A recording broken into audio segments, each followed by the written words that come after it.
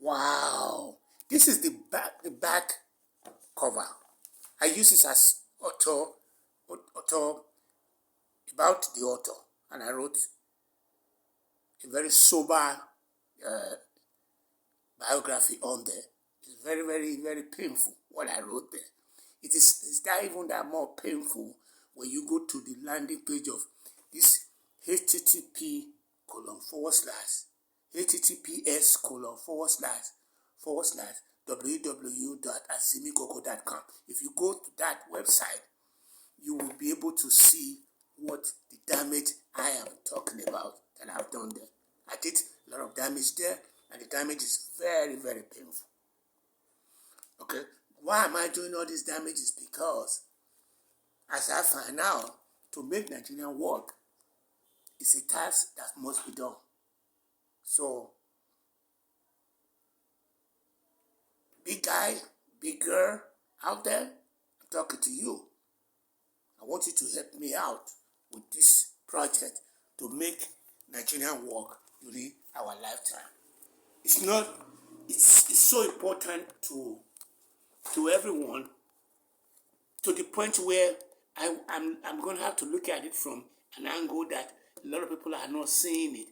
We are not the cause of our problem.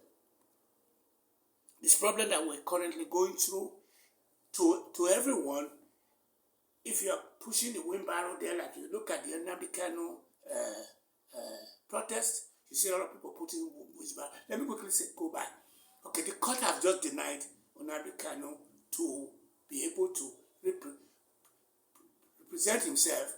At the same time, all those lawyers that he called, all those politicians, he fired his lawyers, and he called a lot of big wig politicians and military leaders who did him in, and he asked for 90 days, and the judge said no.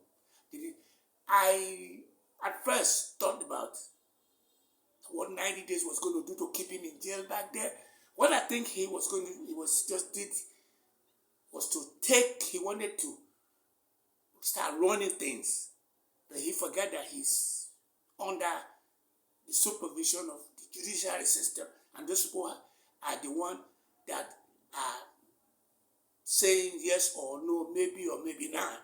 So the 90 days, I was worried about it. On the long run, I was finding out that the 90 days didn't really matter to even anymore, because they want him to come up with the defense. They are calling him, say he needs to answer the questions about what is going on. He needs to answer some questions. That was what the judge told him about 2 or 3 or 4 weeks ago. He has been preparing to do that, but he wanted to be able to make it a little bit more. He wanted to throw things off, but that didn't work. So he wanted to outsmart the judiciary system, and I'm glad they are telling him that tomorrow he needs to just come back and just answer questions about his ordeal, even though they say that he's not supposed to incriminate himself. But let me quickly say one thing. As we now speak, there is nobody in the whole entire world. Let me also quickly go to another shot that was fired yesterday by Ted Cruz, which is the senator for Texas, that says that Nigerian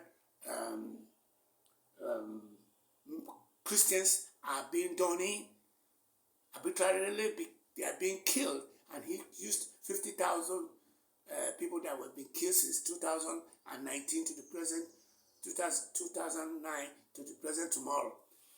Okay, my thing is that, and I want you guys to know this. This is not my opinion. This is true, based on research. What is going on here is that there was a time when the Muslims came from the east and the Christians came from the west, and they formed a triangle in the entire sub-Saharan Africa and took over Nigeria. Took over the sub-Saharan Africa. Okay, if you look at the Christians are up there and the Muslims are down there. We are down here, and we are with the Muslims in our traditional sphere. So the best thing we can do is to go in and start looking for what you call faith, interfaith religion. That's the first solution. Second solution, which I think will supersede that, is going to be, let us do what you call African traditional religion, which is where we wear like Ogun, Shango, Romila, and all this bunch of bull. The thing that is going on, which I think I saw what you mentioned about a week ago was, or 2 ago, said that the Boko Haram and the IPOB are the same. What he's saying there is that IPOB in 200 years from now is going to break out of Nigeria, no matter how, whether Nnamdi Kanu is precipitated, he went to jail and stuff like that, doesn't matter. Notice that the Boko Haram, which is a Muslim faith, are going to have what you call the Sharia law, where they're going to break away and they want to take over the entire Nigeria. What they are currently doing when they are killing like that is to send a message that if I kill my people, then you don't matter. That has always been what is going on in the whole world. So they are doing that, and what they're doing is going to be what they call, if we kill our people, then you don't matter. So they push it further and say they want to take over Nigeria. They will be able to take over Nigeria, but they're not going to be able to add the eastern part to their own enclave. That's what is going on with IPOB. That's what he was saying. IPOB and the Boko Haram, they are one and the same thing. Yes, they are, because that's the reason why there are no persecutions on people like Sowore or people like Igbohu, because they are the West, and the West is a balancing act between the North and the East. The West is let's just enjoy ourselves. It's our turn, stuff like that. So to make Nigeria work during our lifetime, we're going to have to say it, and I'm not going to start saying this, is that we're going to need to buy this book.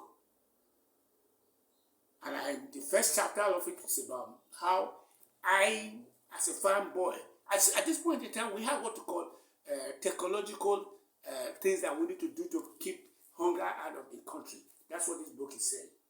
Not only that, this book appeals to the Indians. It appeals to the Chinese. It appeals to South America, to East America. It appeals to Africa. It appeals to the Middle Easterners, according to the book. This is an international book. International book. So, I'm going to close things out by saying that please go and download this, which is http://www.azimikoko.com. It's a developmental environment. So it's something that's going to make Nigeria work, and I don't know any other way to say that. Thank you, thank you, thank you.